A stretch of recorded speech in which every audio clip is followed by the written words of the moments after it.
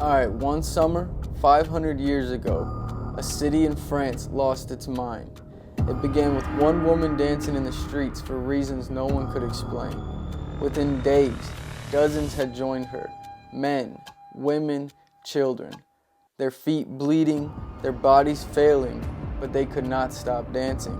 The city tried everything from prayers to blessings, even building a stage and hiring musicians to see if they could dance it out.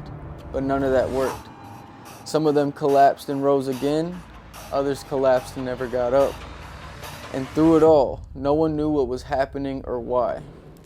This is the story of the dancing plague of 1518, a summer when the streets of Strasbourg, France, became a stage for something between a curse, a sickness, and a nightmare.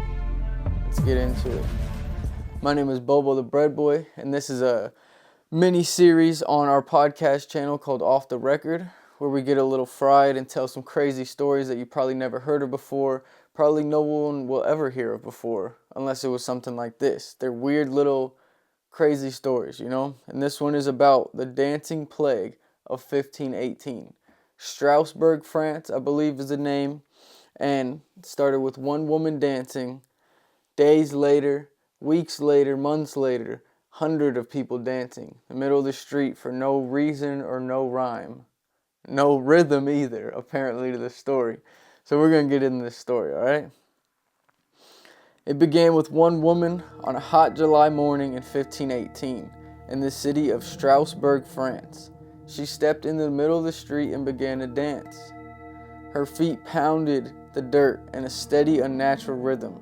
Her arms were jerking like a puppet was pulling her invisible strings, and her head snapping to the side. Her eyes were wide, unblinking, glassy and glossy, and just staring at nothing. The neighboring people passing by, they would slow down to watch, wondering what was happening to this lady, you know? A baker leaned out the doorway of his shop. A boy set down a bucket of water and stared. She didn't speak, she didn't ask for money, she just kept moving. People thought she was drunk, they were just staring at her. People thought she might have just been crazy and were trying to get some little entertainment. But an hour passed, then 2 hours, then 4 hours. The sun's going down, the torches are flickering to life, and she was still there dancing. By nightfall, her dress was soaked with sweat and blood. Her feet were raw and cut up, but she had not stopped dancing. And this is medieval times we're talking about right now. This is 1518. I'm thinking, like, this is Assassin's Creed type shit, you know what I mean? In the summer heat of 1518, Strasbourg was a city pressed in tight, narrow, crooked streets that ran between timber-framed houses and shops between the town. Life was difficult, food was scarce, and disease was common. In a place where most avoided any unnecessary movement in the heat, a woman was dancing herself to exhaustion, almost impossible to ignore. By the second day, she's still in the same spot. Her movements haven't slowed, her face had grown pale, her eyes were glassy, and her legs still beat a relentless, offbeat rhythm. A man joins her now. His steps were uneven, his face looked like sad and scared and just didn't know what was going on. Like he wasn't there to control his own body. And by the end of the day, a handful of people had fallen into step with them. Just a handful of 5 to 10 people, middle of the town square, just dancing, offbeat, not together, not like they're having fun or enjoying it. Like this is sad, weird dancing. Their teeth were clenched, they're breathing heavily, exhausted, and sweat and blood pouring from them. And some of these people dancing just collapsed in the street. No, their limbs are still twitching, only to be dragged away by the family. And then others would just come and take their spot and continue dancing. Like this was some sort of weird ritual, some sort of weird mind thing was going on. And within this group of people, and within the town, there was a widow. Her name was Elsbeth Keller. She was recently widowed, and neighbors said that she had barely spoken a word since her husband's death. One morning, she stepped into the square. She had her black funeral dress on, and she just starts dancing, swaying with every step, She danced until there was dust on her dress, until there was mud on her dress, and eventually until there was blood on her dress. Feet just bleeding, dancing, and then days later, she collapsed and was carried away. Nobody ever saw her again. Like, this is crazy shit, dude. These people are just dancing and dying. It doesn't make any sense. Weeks passed and the crowd just grew. Dozens became hundreds. Men, women, even children danced in the streets from morning until night and into the morning again. Their shoes fell apart, their feet split open, and blood was pooling down below them. Some of them lasted days before falling, and some fell and never rose again. There's a little story about another person in the town. We could call him the boy with the drum. His name was Martin. He's a 12-year-old boy, and he joined in after watching for days from the steps of the church. He'd been a drummer for the festivals and the parades, you know. He's like who would do normal entertainment for the town. He resisted for days, up to weeks, and then eventually he walks into the crowd of people dancing, and he starts dancing himself. But he started off with a rhythm. He looked like he was trying to have fun with it. But then a few minutes go by, 10, 20, 30 minutes we're talking, he's dancing. And all of a sudden he gets sad.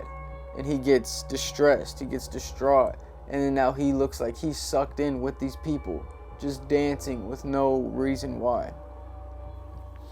His mom tried to pull him away, screaming his name, but he didn't look at her once. He used all his force to just stay there and dance. As his mom's screaming, his family's screaming, and everybody's trying to get this 12-year-old boy to get away from these crazy people dancing in the street. This is literally crazy, dude. The dancing plague of 1518. So the city officials, they were confused, they were desperate, they had no idea what to do. They built a stage in the downtown and brought in musicians, instrument players, you know, a bunch of musicians to play music, dance, and do all sorts of stuff. They had fiddles, drums, pipes, even hired dancers.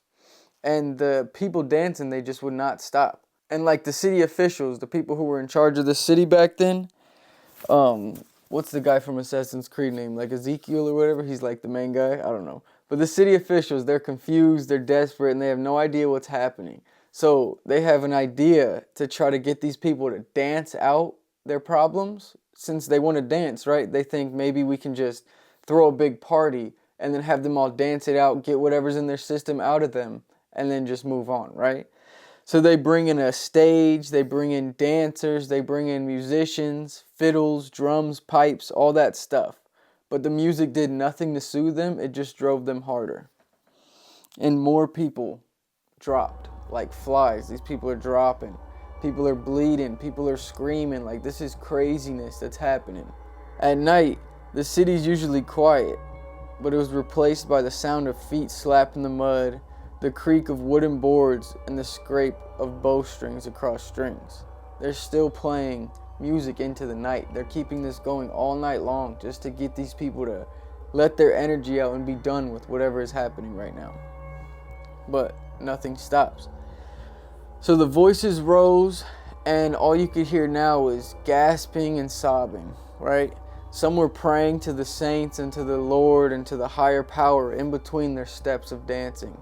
Others screamed until their voices gave out. There was one man, he was a cobbler, named Hans.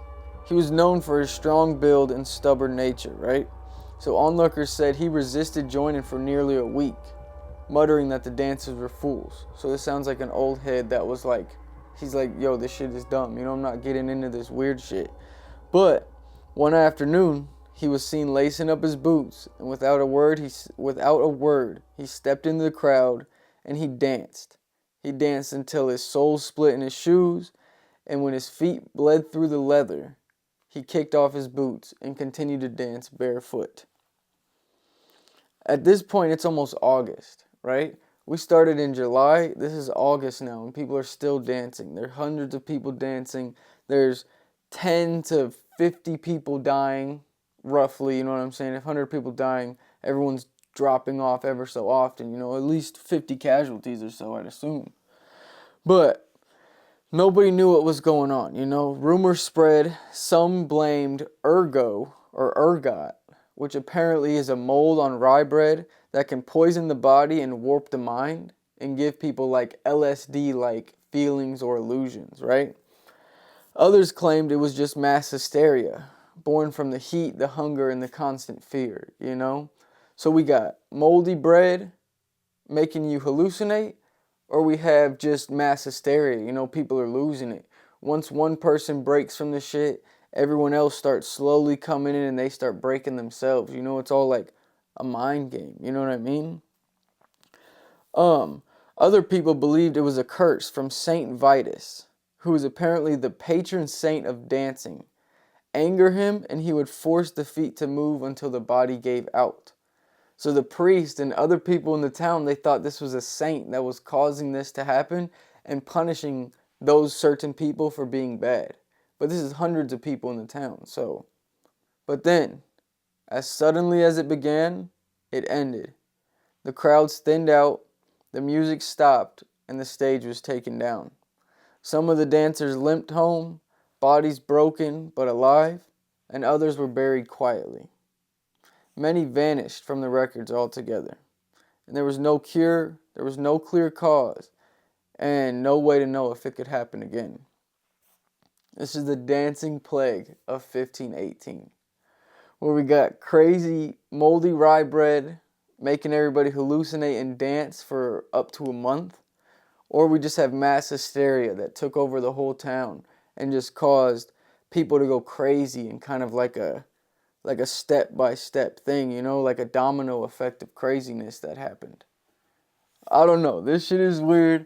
I could not imagine just people dancing until they're bleeding. All I could see right now is Assassin's Creed game, and all those people are just dancing until they're bleeding, until they're dying, until there's just nothing left, dude.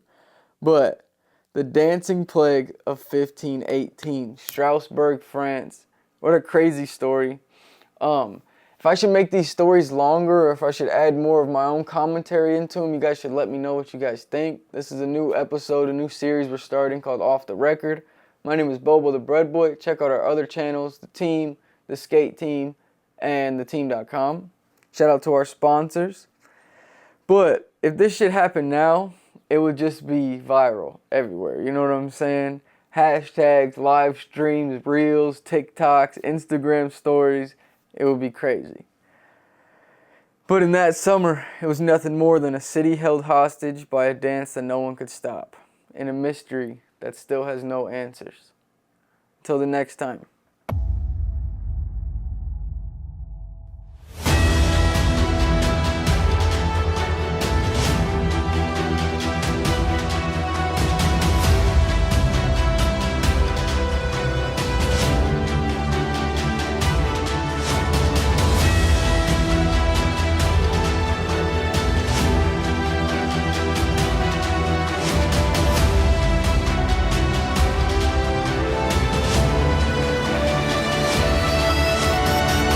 It worse than what I tell him. Like, you have to be messing with me. We have about 100,000 followers. I've been your dad for 2 months now. Do you even know why they call it a rap? Bobo put the city on the motherfucking map. To an extent, you kind of, you know what I mean? You're on the Hour You Hate podcast. Welcome to another episode of The Team. The team? Not to the team, man. For the humor you hate. Shouts out to Bobo. Bobo. Bobo the Bread Boy. Bobo the Bread Boy. Bobo the Bread Boy.